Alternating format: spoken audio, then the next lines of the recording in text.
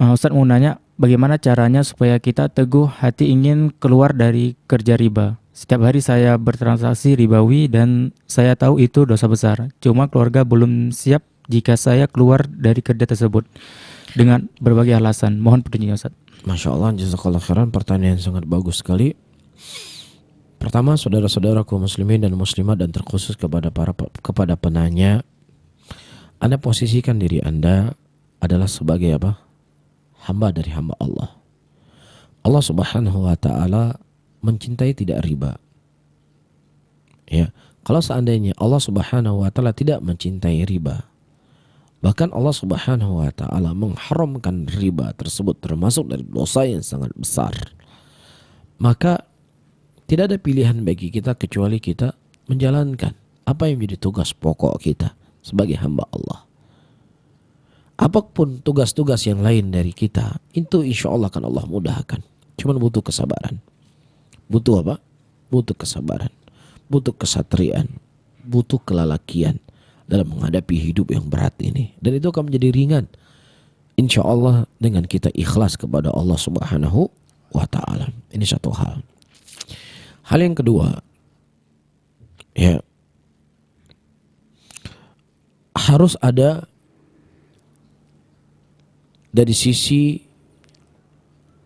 yang lainnya pada penanya, dia memberikan motivasi kepada keluarganya.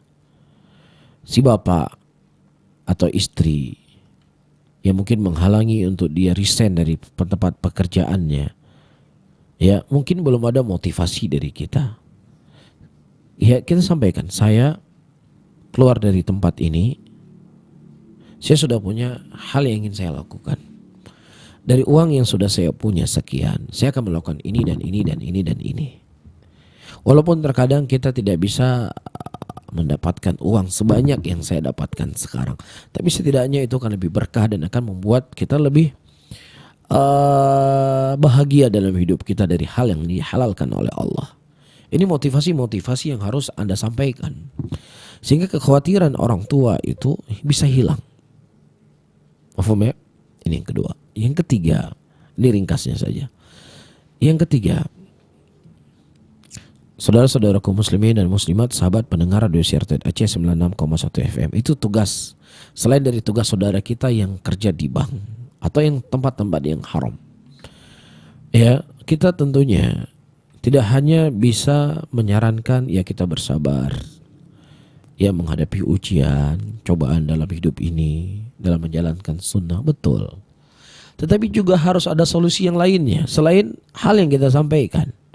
Karena perut ini dia akan terus berjalan. Perut ini akan terus berjalan. Iya, rumah yang kita tempati juga akan lewat sewanya. Listrik yang kita nikmati juga harus kita bayar. Jadi harus ada solusi lain dari pihak yang lainnya yang memiliki kelapangan rezeki, yang memiliki kelapangan harta, untuk berpikir kepada teman-teman kita yang mereka terkadang ingin hijrah. Ada, walaupun kita nggak membuat sebuah pergerakan, setidaknya ada lembaga khusus, ya, yang bisa membantu saudara-saudara kita agar mudah mereka untuk berhijrah.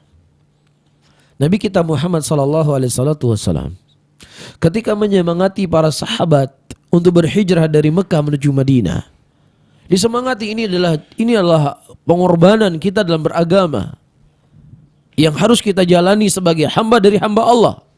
Tetapi dari sisi keduniaan, Rasulullah juga memberikan solusi. Apa solusi yang diberikan oleh Rasulullah? Beliau persaudarakan, ya, sahabat yang datang dari Mekah menuju ke Madinah dipersaudarakan oleh Rasulullah. Ini tugas kamu. Kamu bertugas untuk mengatur saudara kamu yang datang dari Mekah ini. Kasih pekerjaan dia. Ya, sampai-sampai Abdurrahman bin Auf ketika dipersaudarakan dengan salah seorang sahabat dari Ansar, sahabat Ansar ini berkata, "Ya Abdurrahman, sesungguhnya aku memiliki 2 peta tanah. Silakan engkau ambil mana di antara 2 peta tanah yang engkau mau, engkau berladang di situ. Dan saya punya 2 orang istri.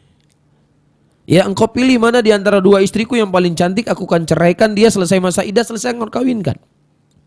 Jadi Rasulullah dari metode beliau tidak hanya menyemangati orang bersabar, dari sisi hatinya, tapi Rasulullah juga memberikan solusi perutnya. Ya seperti saya sebutkan tadi, dia punya istri, dia punya anak-anak, masing-masing punya perut. Yang perut itu setiap hari harus diisi. Jadi ada keselarasan antara hati dengan perut.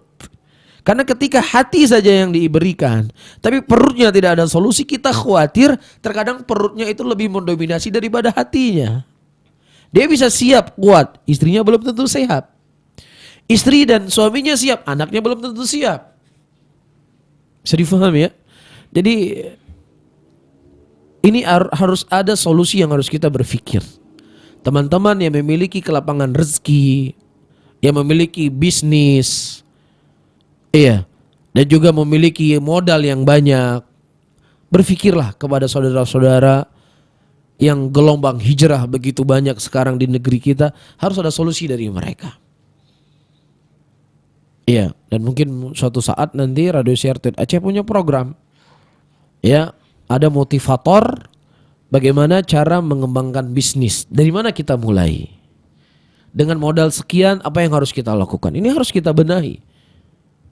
Ya, jangan sampai saudara-saudara kita ya mereka meninggalkan pekerjaan terus nggak ada solusi. Akhirnya ini akan menjadi fitnah. Jelas ya, mudah-mudahan dari teman-teman yang mendengar kajian di subuh kali ini, masalah ini secara khusus yang memiliki kelapangan rezeki, memiliki keahlian di dalam berbisnis, memiliki jalan-jalan bagaimana mengatur bisnis dengan modal yang sekian dan sekian, bisa membimbing saudara-saudaranya yang ingin berhijrah. Karena itu metode yang diberikan oleh Rasulullah. Rasulullah tidak hanya menyinggung hati mereka saja, tapi Rasulullah memberikan solusi di dalam keseharian mereka.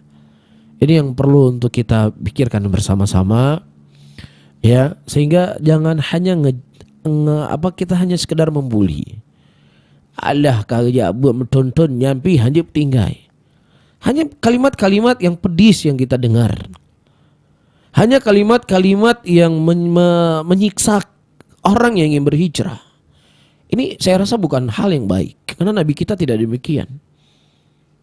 Ya, Nabi kita tidak demikian. Ya, Rasulullah SAW mengingatkan kepada mereka perkara yang haram. Rasulullah memberikan juga solusi kepada mereka dari keduniaan mereka. Ya, nah ini yang harus kita pikir bersama. Karena hidup ini berat. Seperti saya sebutkan, perut ini berjalan 24 jam. Ya, tayo hana dapat jobu mendang bunga. Luhurnya kapita mulai. Tak bisa kita berpikir. Nah itu juga dirasakan oleh saudara kita. Sekarang saya sedang bukan memberikan kesemangatan orang kerja di tempat orang. Enggak. Saya sekarang ingin mengarahkan orang-orang yang menyampaikan atau orang-orang yang punya kelebihan. Bukan hanya sekadar, kamu kenapa kamu bersabar? Kamu harus begini, kamu harus begini. Enggak demikian saja, akhi. Kita harus memberikan solusi. Apa solusi kepada saudara kita yang resign dari pekerjaan yang haram? Ini ada pekerjaan, ini metode yang harus kamu lakukan. Kan itu yang dilakukan oleh Nabi kita SAW. Bukan hanya sekedar ngebully.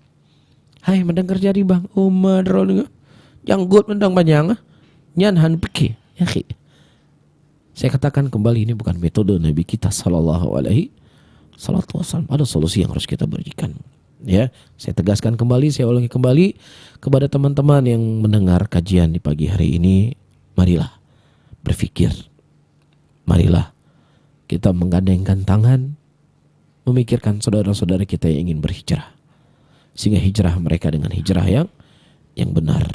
Allahu ta'ala alam bisawab.